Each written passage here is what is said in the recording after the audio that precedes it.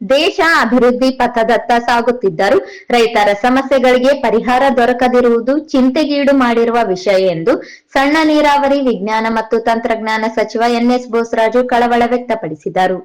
ನಗರದ ಪ್ರಜಾಪಿತ ಬ್ರಹ್ಮಕುಮಾರಿ ಈಶ್ವರೀಯ ವಿಶ್ವವಿದ್ಯಾಲಯದಲ್ಲಿ ಆಯೋಜಿಸಲಾಗಿದ್ದ ರಾಷ್ಟ್ರೀಯ ರೈತ ದಿನಾಚರಣೆ ಹಾಗೂ ಸಾಧಕ ರೈತರಿಗೆ ಸನ್ಮಾನ ಕಾರ್ಯಕ್ರಮದಲ್ಲಿ ಪಾಲ್ಗೊಂಡು ಮಾತನಾಡಿದರು.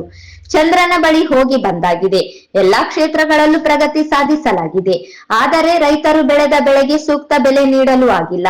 ಕಬ್ಬು, ಮೆಕ್ಕೆಜೋಳ, ಭತ್ತ ಸೇರಿದಂತೆ ಅನೇಕ ಬೆಳೆಗಳಿಗೆ ಸರ್ಕಾರ ಬೆಂಬಲ ಬೆಲೆ ನಿಗದಿ ಮಾಡಿದೆಯಾದರೂ ರೈತರ ಶ್ರಮಕ್ಕೆ ತಕ್ಕ ಫಲ ನೀಡಲು ಸರ್ಕಾರಗಳಿಂದ ಸಾಧ್ಯವಾಗಿಲ್ಲ. ಸ್ವತಂತ್ರದ ಆರಂಭದ ದಿನಗಳಿಗಿಂತ ಪರಿಸ್ಥಿತಿ ಸುಧಾರಿಸಿದೆ. ಆದರೆ ರೈತರ ಬದುಕು ಇನ್ನೂ ಅತಂತ್ರವಾಗಿದೆ ಎಂದು ಖೇದ ವ್ಯಕ್ತಪಡಿಸಿದರು. ರೈತರ ಬೆಳೆಗಳಿಗೆ ವೈಜ್ಞಾನಿಕ ಬೆಲೆ, ಕನಿಷ್ಠ ಬೆಂಬಲಕ್ಕೆ ಕಾನೂನಾತ್ಮಕ ರಕ್ಷಣೆ ನೀಡಬೇಕಾದ ಅವಶ್ಯಕತೆ ಇದೆ ಎಂದರು. ತಮ್ಮ ಮನದಲ್ಲಿ ಜ್ಯೋತಿಯನ್ನು ಬೆಳಗಿಸ್ತಾ ಇರಬೇಕು. ಎಲ್ಲರೂ ಸಹ ಸುಂದರ ಶಾಂತಿಯ ರೂಪದಲ್ಲಿ ಕುತ್ಕೊಂಡು ಜ್ಯೋತಿಯನ್ನು ಬೆಳಗಿಸೋದಕ್ಕೆ ಸಹಯೋಗವನ್ನ ಕೊಡಬೇಕು. ಜ್ಞಾನ ಜ್ಯೋತಿ ವಿಶ್ವದಲ್ಲಿ ಇದೇ ರೀತಿ ಶಾಂತಿಯ ಅಲೆಗಳ ಹರಡಿಸುವಂತಹ ಸುಂದರವಾಗಿರುವಂತಹ ಜ್ಯೋತಿ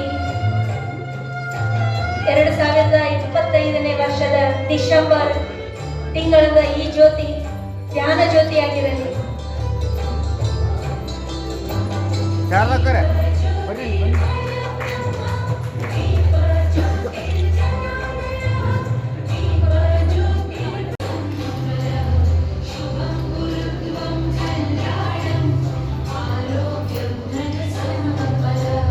ಧನ್ಯವಾದಗಳು.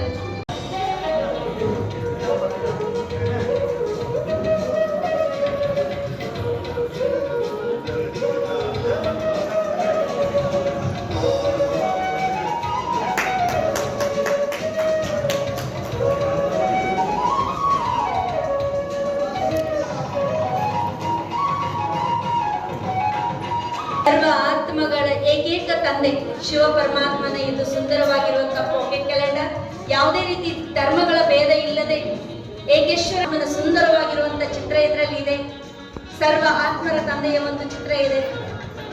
ಇವತ್ತು ಒಂದು ಖುಷಿ ಸಂದೇಶ ಏನಂತಂದ್ರೆ ಅಣ್ಣನವರ ಸುಂದರ ಅಮೃತ ಹಸ್ತದಿಂದ ಇದು ಉದ್ಘಾಟನೆ ಆಗಿದೆ. ಅಣ್ಣನವರಿಗೆ ತುಂಬ ಹೃದಯದ ಧನ್ಯವಾದ. ಬೆನ್ನೆಲುಬಾಗಿರುವಂಥ ರೈತರನ್ನು ಈಶ್ವರ ವಿಶ್ವವಿದ್ಯಾಲಯಕ್ಕೆ ಬರಮಾಡಿಕೊಂಡು ಅವರಿಗೆ ಸನ್ಮಾನಿಸಿ ಅವರ ಜವಾಬ್ದಾರಿಯನ್ನು ಹೆಚ್ಚು ಮಾಡುವಂಥ ಅವ್ರಿಗೆ ಮಾರ್ಗದರ್ಶನ ಕೊಡ್ತಕ್ಕಂಥ ಒಂದು ಪ್ರಯತ್ನ ಅಕ್ಕನವರು ಮಾಡ್ತಾ ಇದ್ದಾರೆ. ಕಳೆದ ಅನೇಕ ವರ್ಷಗಳಿಂದ ಈ ವಿಶ್ವವಿದ್ಯಾಲಯದಲ್ಲಿ ಪ್ರಾರಂಭ ಆದಾಗಲೂ ಸಮಾಜದಲ್ಲಿ ಜನರಿಗೆ ಮಾರ್ಗದರ್ಶನ ಕೊಡ್ತಕ್ಕಂಥ ಮತ್ತು ಜನರನ್ನು ಸರಿಯಾದ ದಾರಿಯಲ್ಲಿ ಮುಂದುವರಲಿಕ್ಕೆ ಅನೇಕ ಪ್ರಯತ್ನಗಳ ಮುಖಾಂತರ ಆಧ್ಯಾತ್ಮಿಕ ಮತ್ತು ಒಂದು ಶಿಸ್ತನ್ನು ಕಲಿಸ್ತಕ್ಕಂಥ ಒಂದು ಪ್ರಯತ್ನ ಮಾಡುವಂಥ ವಿಶ್ವವಿದ್ಯಾಲಯ ನಮ್ಮೆಲ್ಲರಿಗೂ ಇದು ದೇವಾಲಯ. ಹಾಗಾಗಿ ಸಮಾಜದಲ್ಲಿ ಸಾಧಕರುಗಳು ಅವರು ಸೈನಿಕರೇ ಇರ್ಬೋದು, ಟೀಚರ್ಸ್ ಇರ್ಬೋದು, ವಿವಿಧ ಡಾಕ್ಟರ್ಸ್ ಇರ್ಬೋದು, ಇಂಜಿನಿಯರ್ಸ್ ಇರ್ಬೋದು, ಅವರೆಲ್ಲರನ್ನು ಗುರುತಿಸಿ ಇಡೀ ಒಂದು ವರ್ಷದಲ್ಲಿ ಅನೇಕ ಕಾರ್ಯಕ್ರಮಗಳು ಮಾಡೋ ಮುಖಾಂತರ ಅವರು ಪ್ರೋತ್ಸಾಹಿಸಿ ಸಮಾಜಕ್ಕೆ ಅವರ ಜವಾಬ್ದಾರಿನ ಅರಿವು ಮಾಡ್ತಕ್ಕಂಥದ್ದು ಪ್ರಯತ್ನ ಅಕ್ಕನವರ ನೇತೃತ್ವದಲ್ಲಿ ನಡೀತಾ ಇದೆ. ಇವತ್ತು ನಿಜವಾಗಿ ಭಾಳ ಅತ್ಯಂತ ಉತ್ತಮವಾದಂಥ ಕಾರ್ಯಕ್ರಮ. ಇದು ಯಾರು ಅಲಗಡೆ ಅಂತದಿಲ್ಲ.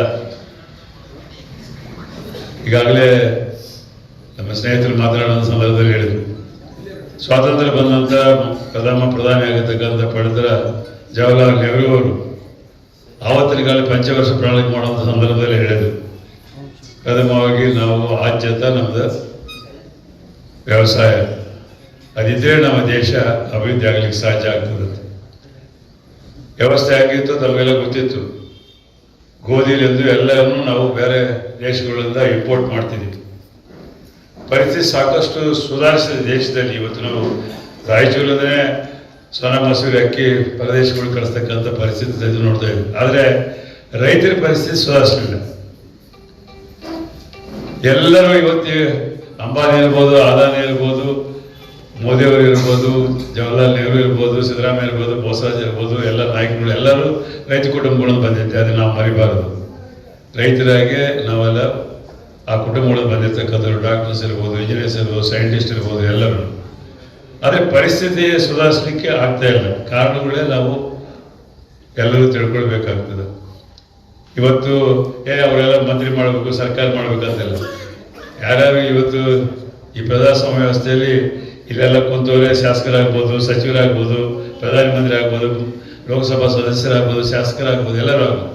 ಯಾವಾಗ ಆಗ್ತಾರೋ ಅದು ಜನರ ವಿಶ್ವಾಸದಿಂದ, ಜನಾಭಿಪ್ರಾಯದಂತೆ ಈ ರಾಷ್ಟ್ರದಲ್ಲಿ ನಡೀತಾ ಇದೆ. ಹಾಗಾಗಿ ಪ್ರತಿಯೊಬ್ಬರ ಹತ್ರ, ಸಾಮಾನ್ಯ ಜನರ ಹತ್ರ ಸಹಿತ ರೈತರ ಪರಿಸ್ಥಿತಿ ಸುಧಾರಿಸ್ಲಿಕ್ಕೆ, ರೈತರ ಪರಿಸ್ಥಿತಿ ಅಂದರೆ ದೇಶದ ಪರಿಸ್ಥಿತಿ ಸುಧಾರಿಸ್ಬೇಕಾದ್ರೆ ರೈತರ ಪರಿಸ್ಥಿತಿ ಸುಧಾರಿಸ್ಬೇಕು. ಆ ದಿಶೆಯಲ್ಲಿ ನಮ್ಮೆಲ್ಲರ ಕಲ್ಪನೆ ಇರ್ಬೋದು. ನಮ್ಮ ಪರಿಸ್ಥಿತಿ ಬದಲಾವಣೆ ಆಗ್ತಾ ಇದೆ, ವೇಗವಾಗಿ ಓಡ್ತಾ ಇದ್ದೀವಿ. ಆದರೆ ಈ ಪರಿಸ್ಥಿತಿ ಸುಧಾರಿಸ್ಲಿಕ್ಕೆ ಆಗ್ತಾ ಇಲ್ಲ. ಬ್ರ್ಯಾಕೆಟ್ಗಳನ್ನ ಬಿಡ್ತಾ ಇದ್ದೀವಿ, ಚಂದ್ರಮಾನಕ್ಕೆ ಹೋಗ್ತಾ ಇದ್ದೀವಿ, ಎಲ್ಲರೂ ಮಾಡಲಾರ್ದೆಲ್ಲ ಮಾಡೋಷ್ಟು ಶಕ್ತಿ ನಮಗೆ ಸಿಕ್ಕಿದೆ ದೇಶದಲ್ಲಿ. ಆದರೆ ಈ ಪರಿಸ್ಥಿತಿ ರೈತರು ಬೆಳೆದಿರ್ತಕ್ಕಂಥ ಬೆಳೆಗಳಿಗೆ ಸರಿಯಾದ ಬೆಳೆ ಕೊಡಲಿಕ್ಕೆ ಇವತ್ತಿಗೂ ನಮ್ಗೆ ಆಗ್ತಾ ಇಲ್ಲ. ಹಾಗಾಗಿ ಅನೇಕ ಘಟನೆಗಳು ಇವತ್ತು ರಾಜ್ಯದಲ್ಲಿ, ರಾಷ್ಟ್ರದಲ್ಲಿ ಅನೇಕ ಭಾಗಗಳು ನಡ್ತಾ ಇದೆ. ಕಬ್ಬಿಗೆ ರೇಟ್ ಸರಿಯಾಗಿ ಕೊಡ್ಲಿಕ್ಕೆ ಆಗ್ತಿಲ್ಲ, ಮೆಕ್ಕೆಜೋಳ ಕೊಡ್ಲಿಕ್ಕೆ ಆಗ್ತಿಲ್ಲ, ನೆಲ್ಲು ಕೊಡ್ಲಿಕ್ಕೆ ಯಾವ ರೇಟ್ ಕಡಿಮೆ ಆಗ್ತದೆ, ಯಾವ ರೇಟ್ ಹೆಚ್ಚಾಗ್ತದೆ ಯಾರಿಗೂ ಗೊತ್ತಿಲ್ಲ, ಯಾರು ಕಂಟ್ರೋಲ್ ಇಲ್ಲ. ಇಡೀ ದೇಶನೆಲ್ಲ ಕಂಟ್ರೋಲ್ ಮಾಡೋ ಶಕ್ತಿ ನಮಗೆ ಸಿಕ್ಕಿದೆ. ಆದರೆ ಈ ಬೆಳೆ ಬೆಳೆತಕ್ಕಂಥದ್ದು ಅದು ನೇಚರ್ ಮೇಲೆ ಇರ್ತದೆ. ಒಂದು ವರ್ಷ ಚೆನ್ನಾಗಿ ಬರ್ತದೆ, ಒಂದು ವರ್ಷ ಚೆನ್ನಾಗಿ ಬರೋದಿಲ್ಲ. ಆದರೆ ರೇಟ್ ಕಂಟ್ರೋಲ್ ಮಾಡಲಿಕ್ಕೆ ಆಗ್ತಾ ಇಲ್ಲ. MRP ರೇಟು, MSP ರೇಟು ಎಲ್ಲ ಕೇಂದ್ರ ಸರ್ಕಾರ ನೇಮಕ ಮಾಡ್ತಾರೆ. ಮಾಡಿದ ನಂತರ ಜವಾಬ್ದಾರಿ ನಮ್ಮದೇ ಇರ್ತದೆ. ಯಾರೇ ಇರಲಿ ಆ ಸ್ಥಾನದಲ್ಲಿ ಅದನ್ನು ಕೊಡ್ಕೊಳ್ತಕ್ಕಂಥ ಪರಿಸ್ಥಿತಿನೇ ನಾವು ಮಾಡಬೇಕಾಗ್ತದೆ. ಅದನ್ನು ನಾವು ಮಾಡ್ತಾ ಇಲ್ಲ ಇವತ್ತು. ಹಾಗಾಗಿ ನಮ್ಮ ಬೇಜವಾಬ್ದಾರಿಯಿಂದ, ನಮ್ಮ ಜನಪ್ರತಿನಿಧಿಗಳು, ಸರ್ಕಾರಗಳ ಬೇಜವಾಬ್ದಾರಿಯಿಂದ ಇವತ್ತು ರೈತರ ಪರಿಸ್ಥಿತಿ. ನಾವು ಅದೇ ದಿನ ಮೀಟಿಂಗ್ಗಳಲ್ಲಿ, ಕ್ಯಾಬಿನೆಟ್ನಲ್ಲಿ ಮತ್ತೊಂದು ಸಂದರ್ಭ ಬಂದಾಗೆಲ್ಲ ನಾನಂತ ಹೇಳ್ತಿದ್ದೀನಿ, ರೈತರಿಗೆ ಬೇಕಾಗಿದ್ದು ಎರಡೇ, ಒಂದು ನೀರು, ಎರಡನೇದು ಪವರ್, ವಿದ್ಯುತ್ ಶಕ್ತಿ. ಎರಡು ಕೊಟ್ಟರೆ ಅವರು ಬೆಳೆ ಬೆಳೆಸ್ತಾರೆ. ಬಂದ ಮೇಲೆ ಆ ಬೆಳೆಗೆ ನಾವು ಸರಿಯಾದ ರೀತಿಯಲ್ಲಿ ರೇಟ್ ಕೊಡಬೇಕು. ಅದು ಗ್ಯಾರಂಟಿ ಇದ್ದರೆ ಆ ಜನರ ಆ ಕ್ರಾಪ್ ಆಗ್ತಾರೆ, ಜನರಿಗೆ ಅನುಕೂಲ ಆಗ್ತದೆ. ಆ ದಿಶೆಯಲ್ಲಿ ಪ್ರತಿಯೊಬ್ಬರು ಪ್ರಯತ್ನ ಮಾಡಿ. ಇನ್ನೊಬ್ಬರ ಮೇಲೆ ಹೇಳಿ ಉಪಯೋಗ ಇಲ್ಲ. ನಾವು ನಮ್ಮ ಆತ್ಮಾವಲೋಕನ ಮಾಡ್ಕೊಳ್ಬೇಕು. ಅಂಥ ಜನರನ್ನೇ ನಾವು ಪ್ರತಿನಿಧಿಯಾಗಿ ಕಳಿಸ್ಬೇಕು. ಅವ್ರು ಗ್ರಾಮ ಪಂಚಾಯತ್ ಇರ್ಬೋದು, ತಾಲೂಕು ಪಂಚಾಯತ್ ಇರ್ಬೋದು, ಜಿಲ್ಲಾ ಪಂಚಾಯತ್ ಇರ್ಬೋದು, MLA ಇರ್ಬೋದು, MP ಇರ್ಬೋದು, ಮಂತ್ರಿಗಳು ಇರ್ಬೋದು. ಯಾವತ್ತು ನಮ್ಮ ಹತ್ರ ಆತ್ಮಾವಲೋಕನ ಮಾಡ್ಕೊಂಡು ಯಾರು ಈ ರೀತಿಯಾಗಿ ವಿಚಾರ ಮಾಡ್ತಾರೋ ಆ ಜನರನ್ನು ನಾವು ನಮ್ಮ ಪ್ರತಿನಿಧಿಯಾಗಿ ಮಾಡ್ಕೊಳ್ಳೋ ಮುಖಾಂತರ ದೇಶದಲ್ಲಿ ಪರಿವರ್ತನೆ ತರಲಿಕ್ಕೆ ಸಾಧ್ಯ ಆಗ್ತದೆ. ಇವತ್ತು ನೀರಾವರಿ ಸಲುವಾಗಿ ನಿಮಗೆಲ್ಲ ಗೊತ್ತಿದೆ, ಅನೇಕ ಸಾಕಷ್ಟು ಅವಕಾಶಗಳು, ಜಲಸಂಪನ್ಮೂಲಗಳು ದೇಶದಲ್ಲಿದೆ. ಇವತ್ತು ನಾವು ನಮ್ಮ ರಾಜ್ಯದಲ್ಲಿ ಇವತ್ತು ನಮ್ಮ ಒಂದು ಬ್ರಿಡ್ಜ್ ಕಮ್ ಬ್ಯಾರೇಜ್ ಮಾಡಬೇಕಂದ್ರೆ 400 ಕೋಟಿ ಕೊಟ್ಟಿದ್ದಾರೆ. ಮಿನಿಸ್ಟರ್ ಆದ ಕೊಳ್ಳೆಯಲ್ಲಿ ಚಿಕ್ಕಲಿ ಪರಿವರ್ತನೆ ಅದು ಇವತ್ತು ಕನ್ವೆನ್ಷನ್ ಕೊಡಲಿಕ್ಕೆ ಆಂಧ್ರ ಪ್ರದೇಶ ಅಬ್ಜೆಕ್ಷನ್ ಮಾಡ್ತಾ ಇದ್ದಾರೆ.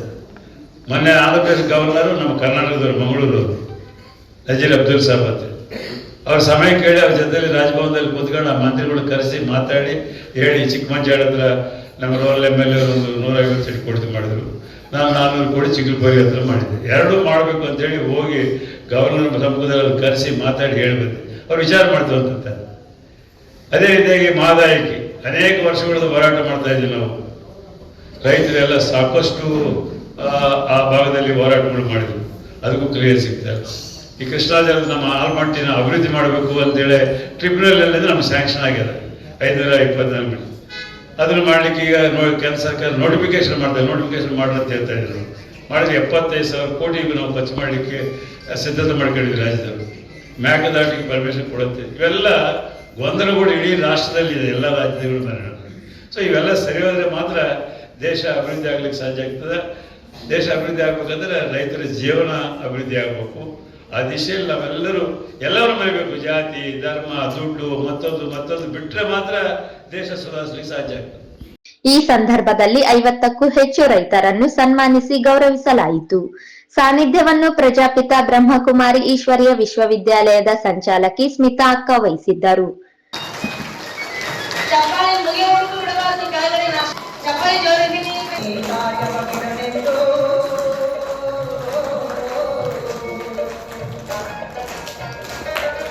ರಾಜ್ಯದಲ್ಲಿ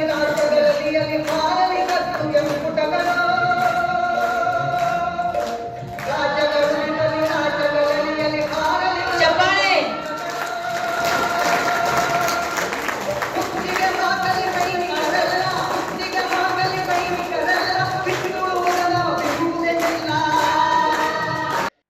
ಈ ಸಂದರ್ಭದಲ್ಲಿ ಶಾರದಾ ಅಕ್ಕ, ಎಪಿಎಂಸಿ ಅಧ್ಯಕ್ಷ ಮಲ್ಲಿಕಾರ್ಜುನ್ ತಲಮಾರಿ, ರೈತ ಸಂಘದ ಲಕ್ಷ್ಮಣಗೌಡ ಕಡಗಂದೊಡ್ಡಿ ಸೇರಿದಂತೆ ಅನೇಕ ರೈತರು ಉಪಸ್ಥಿತರಿದ್ದರು.